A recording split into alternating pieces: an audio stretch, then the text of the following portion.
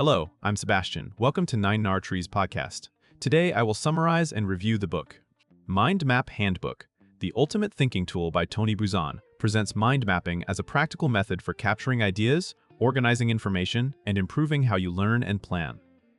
Buzan, widely associated with popularizing mind maps, frames the technique as a natural fit for how the brain makes associations rather than how traditional linear notes force thoughts into rigid sequences. The handbook format emphasizes use, how to start a map, how to structure it, and how to apply it to real tasks such as studying, writing, meetings, and personal goal setting. It also highlights the role of imagery, color, keywords, and branching structure to make thinking more memorable and flexible. Instead of treating mind mapping as an artistic hobby, the book positions it as a repeatable thinking tool that can support creativity and productivity for students, professionals, and anyone managing complex information. The overall promise is simple: think more clearly, remember more, and generate better ideas by mapping your thoughts visually. I will give you key takeaways from this book. Firstly, core principles of mind mapping and why they work. A central theme of the handbook is that mind maps are built on association. Rather than writing notes in long sentences, the method starts with a central idea and grows outward in branches that represent main themes, subthemes, and details. This mirrors how many people naturally recall information as connected clusters rather than as pages of text. The book emphasizes the use of single keywords on branches, because keywords act like mental hooks that can expand into richer meaning without clutter. It also presents the logic of hierarchy: thicker main branches for primary categories, thinner branches for supporting ideas, and clear relationships between parts. Another foundational point is that mind maps are not just diagrams, they are thinking in motion. As you add, reorder, and connect branches, you are clarifying what you know and discovering gaps or conflicts. The visual layout makes patterns visible, helping you see priorities, dependencies, and missing links. In this way, a mind map becomes both a container for information and a tool for generating insight, especially when dealing with complex topics that resist linear outlining. Secondly, practical construction, keywords, images, color, and layout.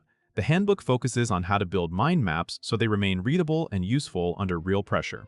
It highlights practical choices: start with a clear central image or word, place main branches evenly to prevent crowding, and keep branch labels short and energetic.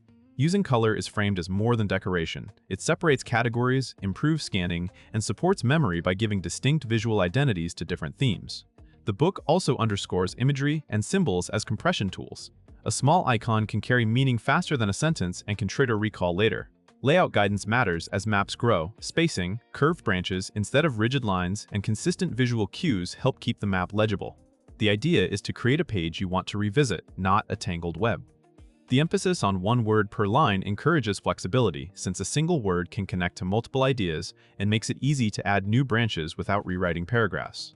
These construction habits turn mind maps into repeatable templates you can apply to studying, project planning, presentations, and brainstorming. Thirdly, learning and memory, turning information into recallable structure. A major application area in the book is learning. Mind maps are presented as a way to transform large volumes of information into a structured overview that is easier to remember and revise. Instead of copying notes verbatim, you process material by selecting keywords and organizing them into meaningful groups, which naturally deepens understanding. This approach supports active learning. You cannot map a chapter or lecture without deciding what matters, how concepts relate, and where examples fit. The handbook suggests that the visual and associative nature of mind maps can strengthen recall because you remember the shape of the map, the color coding, and the position of key branches, not just the words. For revision, a single map can function like a summary sheet that shows both the big picture and the supporting details. For exam preparation or skill development, this can reduce the time spent rereading and increase the time spent practicing retrieval. It also helps identify weak areas quickly. Sparse branches reveal topics you did not capture well and need to revisit. Fourthly, creativity and problem solving through structured brainstorming. The handbook treats mind mapping as a creativity engine rather than a filing system. Because the format encourages branching, it promotes divergent thinking. You can generate many possibilities without committing to one path too early. Starting from a central problem, you can branch into causes, constraints, stakeholders, resources, and possible solutions. Each branch can then split into options, variations, and next steps. This structure supports brainstorming sessions by keeping ideas visible and preventing premature judgment that can shut down creativity. At the same time, it avoids chaos by clustering related thoughts, making it easier to spot themes and select priorities later. The book also encourages making cross-connections between branches because innovation often appears where two separate areas intersect. When used in teams, a shared mind map can create alignment because participants can see how their input fits the whole, reducing misunderstandings that happen when ideas are recorded as isolated bullet points. In personal work, mind mapping can help break through mental blocks by giving you a way to explore without needing perfect wording, turning vague thoughts into actionable pathways. Lastly, planning, productivity, and communication in daily work. Beyond learning and creativity, the book presents mind maps as practical tools for planning and execution. For projects, a map can capture scope, deliverables, timelines, risks, and responsibilities on one page. This supports better prioritization because you can see what is central and what is secondary, and you can expand branches into task lists when needed.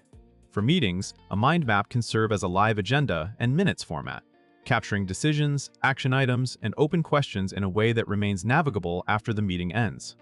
For writing, mind maps can function as a pre-outline. Main branches become sections, and sub-branches become paragraphs or arguments, reducing the blank page problem.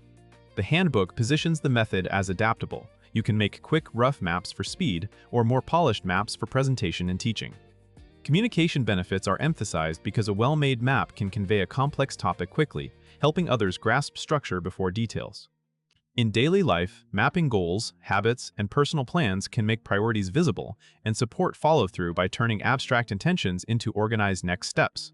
In conclusion, this book suits students who want stronger study habits, professionals who manage complex projects, educators who need clearer ways to teach structure, and creative thinkers who want a repeatable way to generate and refine ideas. It is also valuable for anyone overwhelmed by linear notes, long to-do lists, or information overload, because the method emphasizes clarity, connection, and prioritization. The practical benefit is that mind mapping can improve both understanding and action. You capture what matters, see relationships, identify gaps, and turn messy thinking into organized choices. Over time, that can reduce stress, speed up planning, and make learning more efficient because you are working with meaningful summaries rather than scattered pages.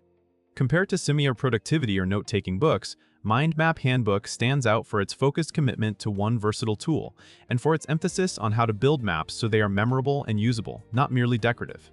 It offers a flexible framework that can be applied across studying, meetings, writing, brainstorming, and personal goals. If you want a single method that supports creativity and structure at the same time, it is worth buying and practicing. If you would like to support Tony Buzan, you can buy the book through the Amazon link I provided in the podcast description. After reading the book, please let me know what you think and share your thoughts. See you around.